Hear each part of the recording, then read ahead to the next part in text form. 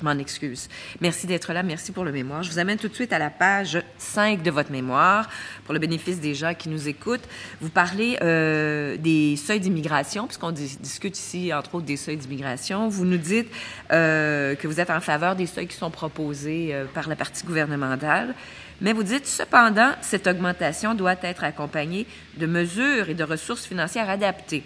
Dans cette perspective, la situation vécue par les organismes comme le nôtre, ainsi que leur perception des difficultés rencontrées par les immigrants et de la qualité des services qui leur sont donnés, doivent être prises en compte, de même que le sous-financement inquiétant de ces organismes. Alors, vous mettez un petit bémol ici. Là. Vous dites, attention, là, si on veut réussir l'intégration, il y a des conditions. Alors, avez-vous été témoin de lacunes à l'intégration réussie, de lacunes qui auraient été causées justement par ce sous-financement dont vous parlez?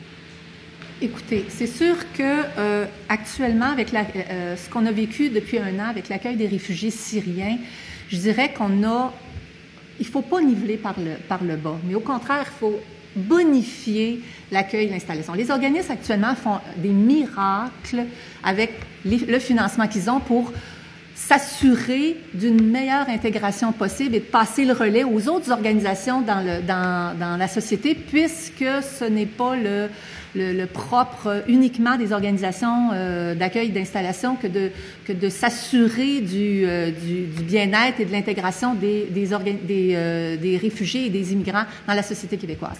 Cela dit, avec l'accueil des réfugiés syriens, on a vu certains services réapparaître. Je le nommais tantôt, le jumelage interculturel. Il y a eu aussi de l'aide au logement. Il y a eu de l'aide pour de la médiation interculturelle.